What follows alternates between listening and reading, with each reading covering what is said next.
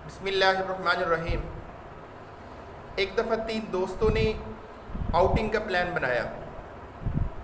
Outing کے لیے وہ چلے گئے، جس علاقے میں وہ آؤٹنگ کے لیے گئے اور جس ہوٹل میں انہیں کمرہ ملا، بائی چانس انہیں جو ہوٹل کے اندر کمرہ ملا وہ ہوٹل کی 75ویں منزل پہ تھا۔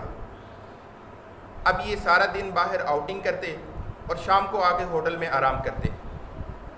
ایک دن یہ رات کو آؤٹنگ کر کے ہوٹل کے اندر آئے تو ہوٹل کے مینیجر نے ان کو بلایا اور ان سے کہا کہ آج ہماری لفٹ خراب ہے تو آپ کو لہٰذا سیڑھیوں کے تھرو جانا پڑے گا۔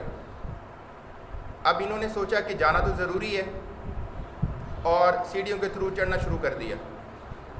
اب تینوں آپس میں باتیں کر رہے ہیں کہ یار سفر تو اتنا لمبا ہے تو لہٰذا ہم آپس میں باتیں کرتے چلیں گے تو آسان ہو جائے گا۔ تو ان میں سے ایک دوست نے کہا کہ مجھے لطیفے بہت آتے ہیں، میں آپ کو سناتا ہوں۔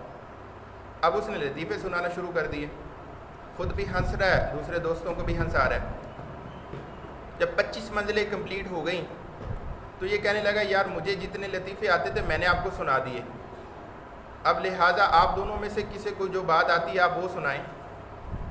تو ان میں سے جو دوسرا دوست تھا وہ کہنے لگا یار مجھے سیاست کا بہت علم ہے، حالات حاضرہ پہ میں اچھا تبصرہ کرتا ہوں، تو میں آپ کو حالات حاضرہ سناتا ہوں کہ آج کل سیاست کی کیا صورتحال ہے، کہ ملک کے اندر تبدیلی آئی ہوئی ہے اور جو پرانی پارٹی تھی وہ چلی گئی، اور بتا رہا ہے حالات حاضرہ پہ اب یہ تبصرہ کر رہے ہیں۔ جب 50 منزلیں کمپلیٹ ہو گئی، مکمل ہو گئی، تو یہ کہنے لگا یار مجھے جو کچھ آتا تھا میں نے آپ کو سنا دیا۔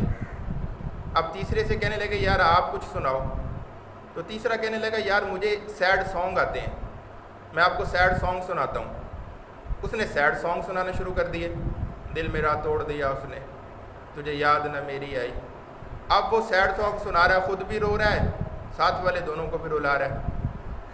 اب یہ سیڈ سانگ سنتے سنتے اپنے کمرے پہ پہنچ گئے۔ اب جب یہ کمرے پہ پہنچے تو جیب کے اندر ایسے ہاتھ ڈالا اور اپنے ماتھے پہ ہاتھ مارا، او چابی تو ہم نیچے ہی چھوڑے۔ اب انسان کی زندگی کی پہلے 25 سال ہنستے کھیلتے گزر جاتے ہیں، کبھی پڑھ لیا نہ پڑھا، کام کیا نہ کیا، 25 سال ہنستے کھیلتے گزر جاتے ہیں۔ 25 سے 50 کے دوران اس کی شادی ہو جاتی ہے، اس کے اوپر حالات آ جاتے ہیں، بیوی کا مسئلہ، بچوں کا مسئلہ، والدین کا مسئلہ، گھر کا مسئلہ، نوکری کا مسئلہ، یہ سارے حالات حاضرہ اس کے اوپر آ جاتے ہیں۔ 50 کے بعد اس کا بڑھاپا شروع ہو جاتا ہے، وہ سیڈ سانگ والی لائف شروع ہو جاتی ہے۔ محلے والے بھی چار ہوتے ہیں، بس بابا آپ چلا ہی جائے۔ اب جب مرنے کے بعد یہ آدمی قبر میں رکھا جاتا ہے تو پھر یہ سر پہ ہاتھ مارتا ہے، ہو جنت کی چابی تو میں دنیا میں ہی چھوڑا ہے۔ تو دوستو ہمارے ہاں زندگی ہم دیکھا دکھائی زندگی گزار رہے ہیں۔ جو لوگ کر رہے ہیں دنیا کے اعتبار سے محنت کر رہے ہیں، اس بات کی آواز لگی ہوئی ہے، محنت کرو گے مال ملے گا، چیزیں ملیں گی تو آپ کو کامیابیاں ملیں گی، خوشیاں مل جائیں گی۔ یہی نعرہ لگا ہوا ہے، اسی نعرے کے پیچھے سارے لوگ اپنی زندگی گزار رہے ہیں۔ سمجھدار آدمی وہ ہے جو اپنے آنے کے مقصد کو پہچانے۔ چیزیں ملنے سے، اچھا گھر ملنے سے، اچھی گاڑی ملنے سے انسان کی زندگی کے اندر سکون آ جائے گا، اس بات کی بالکل گارنٹی نہیں ہے۔ اس کائنات کے اندر اللہ پاک نے ہمیں بھیجا ہے، بھیجنے کا مقصد اس بنانے والے سے تعلق بنانا ہے۔ اس دنیا کے اندر رہتے ہوئے اگر ہم کائنات کے بادشاہ سے تعلق بنائیں گے، دونوں جہانوں میں کامیاب ہو جائیں گے۔ اپنی مرضی سے زندگی گزاریں گے، یہاں بھی پریشانی وہاں بھی پریشانی۔ ایک نوجوان کو کسی نے کہا نا کہ ہیرا بہت قیمتی چیز ہوتی ہے، اگر کسی کے مل جائے تو اس کی زندگی سنور جاتی ہے۔ اس نے کہا یہ ہیرا ملتا کہاں سے ہے؟ تو اسے بتایا کہ یہ کوئلے کی کان سے تلاش کرنا پڑتا ہے۔ اس نے کہا کہ اگر واقعی اتنی قیمتی چیز ہے تو میں کچھ عرصہ محنت کر کے اس کو ڈھونڈ لیتا ہوں، میری تو زندگی سنور جائے گی۔ اب اس نے کوئلے کی کان میں ہیرا تلاش کرنا شروع کیا۔ 1 سال گزر گیا نہیں ملا، 2 سال گزر گئے نہیں ملے، 5 سال گزر گئے نہیں ملا، 10 سال گزر گئے نہیں ملا ہیرا، 30 سال گزر گئے نہیں ملا، 50 سال، حتیٰ کہ بوڑھا ہو گیا، چلنے پھرنے کی سکت نہیں رہی، ہیرا تلاش کرتے کرتے لیکن ہیرا نہیں ملا۔ اب ایک دن کوئلے کی کان کے اندر بیٹھا ہے تو سامنے دیکھ رہا ہے کہ ہیرا پڑا ہے۔ اب وہ اس کو اٹھایا اور حسرت بھری نگاہوں سے ہاتھ کے اوپر رکھ کے دیکھ رہا ہے کہ ساری زندگی میں نے اس کو تلاش کرنے پہ لگا دی، یہ ملا اس وقت جب ساری زندگی گزر گئی۔ کان سے کوئلے کی باہر نکلا تو دیکھا کہ ایک نوجوان بیٹھا ہوا ہے، اس کے پاس گیا، جا کے کہنے لگا بیٹا یہ ہیرا لے لے، بڑی قیمتی چیز ہے، تیری زندگی سنور جائے گی۔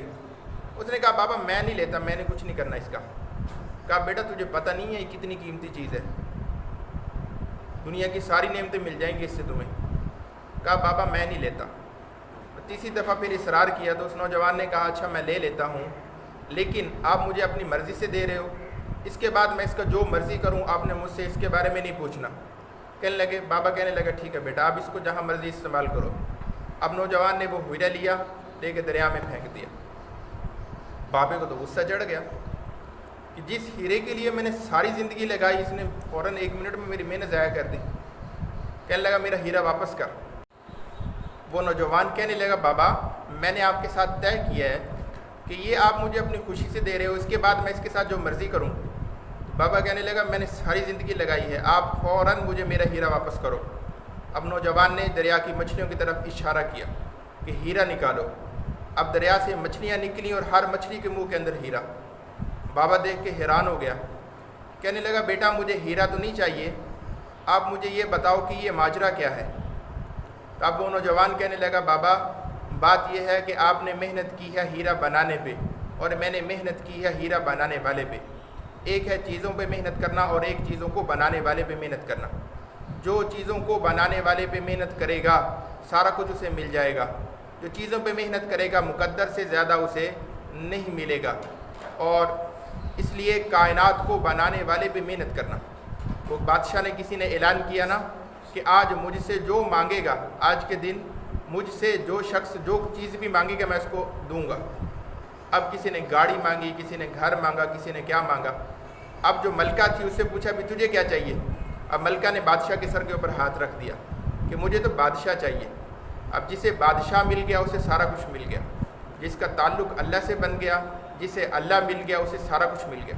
تو اس لیے ہم اپنی محنت اللہ پاک سے تعلق بنانے پہ لگائیں۔ جو اللہ پاک سے تعلق بنائے گا دونوں جہانوں میں اس کو کامیابیاں ملیں گی۔